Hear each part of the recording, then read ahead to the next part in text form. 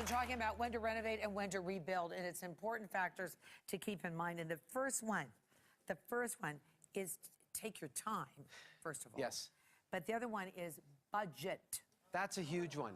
I go to a lot of consultations where people get focused on a certain thing. They go, we want to renovate. And they just get so focused on it, they forget about everything else that makes sense. Right. So the budget is really simple. Take your mind out of the fact that you live in that house and it's your house, it's a business.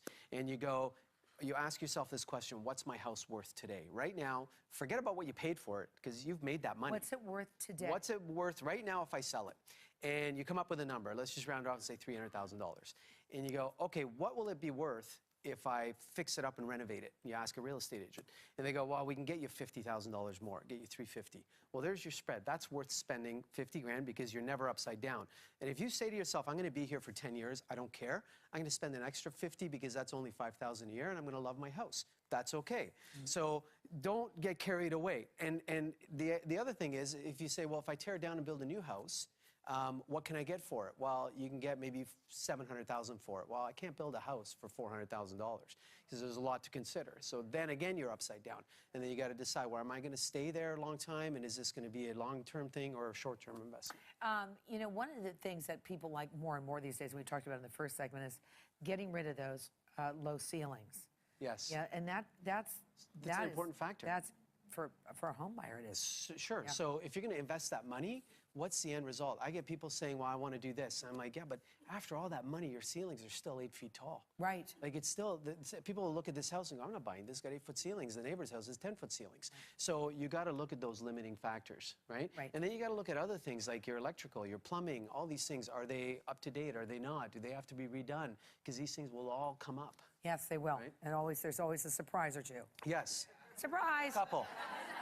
There are raccoons living in your walls. My friend of mine had that happen to him.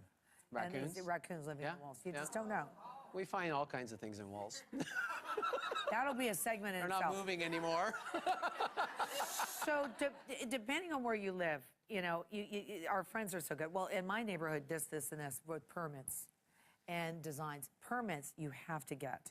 And you can't, if something should go wrong, you don't have a permit. That's bad. You can't not get a permit today. Yeah. Period. There's too much liability. Yeah. Right? So you have to get a permit.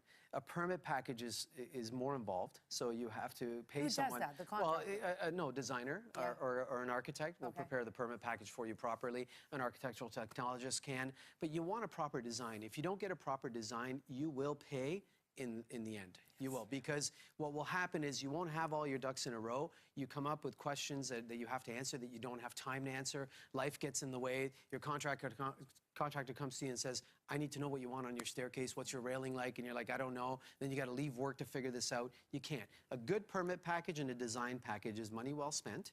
Everything's there, and it leads to less extras in the end because everything's spelled out. And when you get quotes, everybody's quoting the same thing. There's no guesswork, so you can compare apples to apples. So it helps you in the long run, saving money. Condition of your current house, what do you want to know? I want you to look at your ceiling heights. I want you to look at your foundation. I want you to make sure you don't have water problems. I want you to look at your electrical and plumbing, the insulation. But if I look at it, consulting with a contractor, right? So you have to have a good contractor to look at that. A friend of ours wanted to renovate their bungalow, and I looked at it, and I said to him, I said, guys, like, really, we're going to do all this and then leave this insulation poor and leave this whole plumbing. I said, we need to gut it. We need to change everything. But they came to terms with that. They budgeted for it properly, and we did it all. And that house is beautiful today. It works well for them, right? What do you mean by overages and extras? Plan well so you don't get into overages and extras. Make sure you account for everything as to what kind of baseboards, what kind of flooring, everything. And then also take into account the fact that if you're building new or for an extensive renovation, you have to move out and live somewhere. So plan for moving costs, storage costs, plan for rental costs, and don't sell yourself short. Don't think, oh, we're going to be done in 3 months and you'll be out of a place to live or you'll be moving into a half-done renovation. So spend the extra few $1,000s, live comfortably, come and go easily. You'll have peace of mind every day. You'll make decisions easier. And when the house is done, make sure you have a budget left for decorating. Because it's wonderful to have all this wonderful architecture, but it's not nice to enjoy when you have nowhere to sit. I'll tell you, because you lived through mine. Yes. When you're renting someplace, make sure that person knows that you may have to extend your time in that rental. Right. Because as anything, as we both know, I was, what, 4 months behind? Yeah, Because of, things we happen. found some problems, and I had difficult neighbors. Not anymore of the best neighbors in the world. None of which were my fault.